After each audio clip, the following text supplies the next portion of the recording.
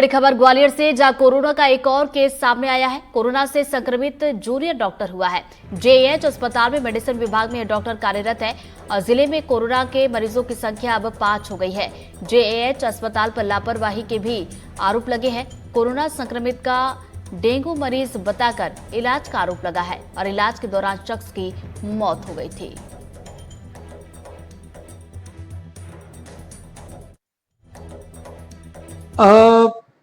ये पूरे देश में ही कई जगहों से खबरें हैं और आ रहे हैं, परंतु सबसे अच्छी बात आपने देखी होगी कि किसी तरह की कोई कैजुअलिटी या सीवियरिटी बहुत ज़्यादा नहीं है।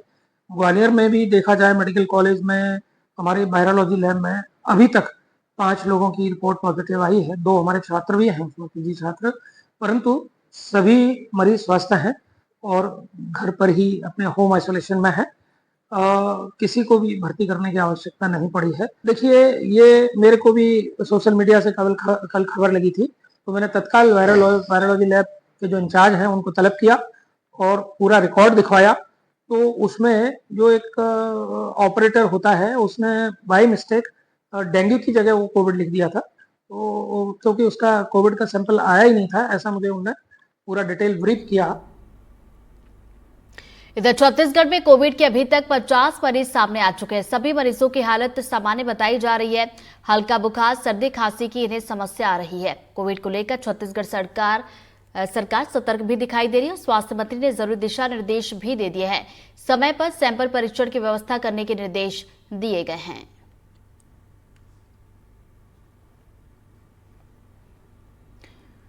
बात करेंगे मंडला की। मंडला से एक धोखाधड़ी का मामला सामने आया है, जहां पर नगर के एक डायग्नोस्टिक सेंटर के संचालक डॉक्टर की तरफ से अपने ही साथी डॉक्टर से धोखाधड़ी कर लाखों रुपए हड़पने और जादू टोना करने के साथ साथ कार में तोड़फोड़ कर जान से मारने की धमकी देने का यह पूरा मामला है। जिसके बाद पीड़ित डॉक्टर ने पुलिस में दस्तावेजों के साथ सीसीटीवी पेश करते हुए शिकायत दर्ज कराई है। जिसके बाद कोतवाली पुलिस ने मामला दर्ज किया है और आगे की कार्रवाई शुरू कर दी गई है। साहब, मेरा डॉक्टर मुकेश तिलगाम साहब है, जो संचालक मंडला रेडियो डायग्नोसिस के संचालक हैं। उनसे मेरा पैसे को लेके कुछ विवाद चल रहा था।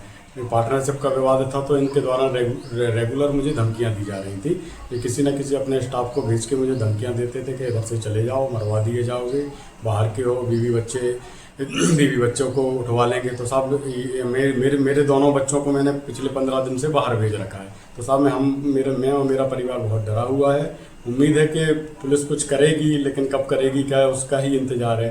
तो साहब, जल्दी से जल्दी कुछ किया जाए। नहीं तो अगर मुझे, मेरे परिवार या मेरे घर परिवार, गाड़ी वाहन को कभी कुछ होता है तो उसकी जिम्मेदारी पूरी डॉक्टर तिलगाम के ऊपर होगी, क्योंकि इनके अलावा ना मैं ज़्यादा मंडला में किसी को जानता हूँ और इन्हीं से मेरा लेन देन को लेकर विवाद है। कि ऐसा है कि डॉक्टर प्रतिपाल राजपाली मेरे मंडला वाले सेंटर पे जॉब कर रहा था और विगत 2 साल से कर रहा था। फरवरी में उसने अपने स्वेच्छा से कुछ व्यक्तिगत कारणों से रिजाइन किया था और उसका स्वयं का लिखा हुआ ये रिजाइन लेटर है जो कार्यालय में दिया था। और नियमानुसार यहाँ से त्यागपत्र कर देने के बाद ये डिंडोरी वाले मेरे सेंटर पे कार्य कर रहा था। लेकिन उस कार्य के दौरान उन्होंने बहुत सारी रिपोर्ट्स ऐसे बनाई जिनकी बिलिंग नहीं हुई सॉफ्टवेयर में, और उन पैसों को नाजायज़ तरीके से उसने हड़प लिया। उस संबंध में मैंने सारे साक्ष्यों को लेकर डिंडोरी कोतवाली पे सीसीटीवी फुटेज और उसमें वॉइस रिकॉर्डिंग, और हमारे जो डिंडोरी के स्टाफ हैं वो गवाह हैं और हमारे जो मंडला के स्टाफ है वो गवाह हैं। ये सारी चीज़ों को, और जो उसने फर्जी रिपोर्ट बनाए थे उन सभी को लेकर के मैंने डिंडोरी कोतवाली पे, जब मैंने